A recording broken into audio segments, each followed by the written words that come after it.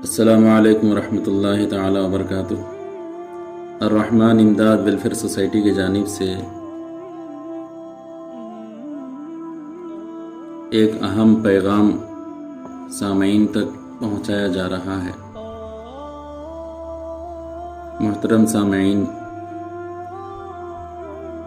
حدیث پاک میں آتا ہے، حضرت جابر ابن عبداللہ رضی اللہ عنہما سے روایت ہے کہ رسول اللہ صلی اللہ علیہ وسلم نے ارشاد فرمایا، غریب اور نادار مسلمان مالدار مسلمانوں سے 40 سال پہلے جنت میں داخل ہوں گے۔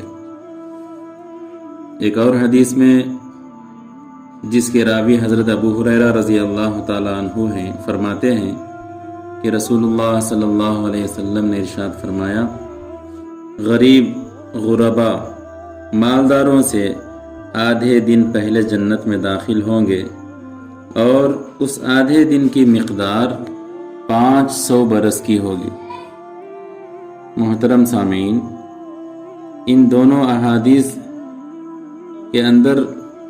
غریب اور محتاج اور مسکینوں کی فضیلت بتائی جا رہی ہے آخرت میں، کہ مالدار لوگوں سے تقریباً 500 سال پہلے جنت میں داخل ہوں گے۔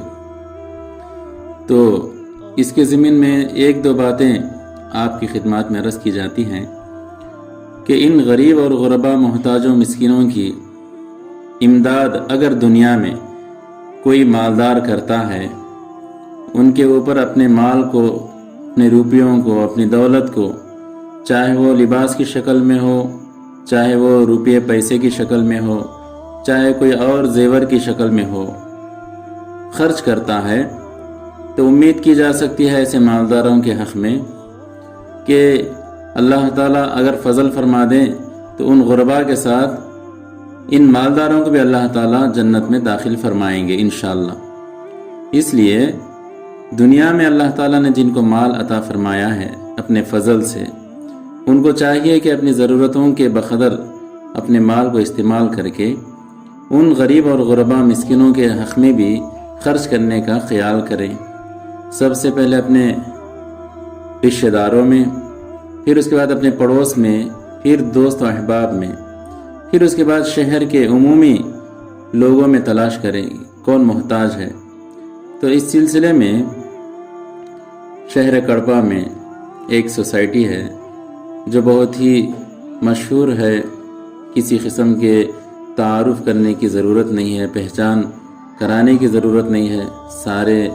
لوگ کڑپا کے جانتے ہیں کہ اس کی خدمات کیا ہیں، غربا کی، یتیموں کی، بیواؤں کی، محتاجوں کی، اور خاص طور پہ ایسے لوگوں کی خدمت اور ضرورت پورا کرتی ہے یہ سوسائٹی کہ جو ہاتھ پھیلا کر کسی سے سوال نہیں کرتے، گھر جا کر خود تلاش کر کے ایسے لوگوں کو ماہانہ ریشن کا انتظام کرتے ہیں اور ان کی دوائیوں کا بھی انتظام کرتے ہیں، دیگر جو بھی ضروریات ہوتے ہیں حتی المقدور پوری کرنے کی کوشش کرتے ہیں ان کی ضرورتوں کو۔ تو اب ایک بڑا مقصد لے کر بیٹھے ہیں کہ ایک دواخانہ شروع کیا جائے اور ان غربا کی، بیواؤں، یتیموں، محتاجوں کی،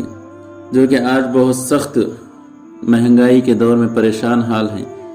دوسرے دواخانوں میں اگر جائیں گے پرائیویٹ تو اس کے جو فیسز ہیں سبھی حضرات واقف ہیں، اور دواؤں کے جو اخراجات ہوتے ہیں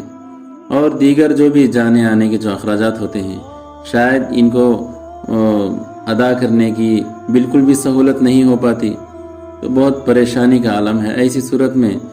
غربا کے لیے مفت میں علاج کرانے کی غرض سے دواخانے کو شروع کرنے کا ایک بہت ہی اونچا خیال اور نیک ارادہ رکھ کر ایک اچھے مقصد سے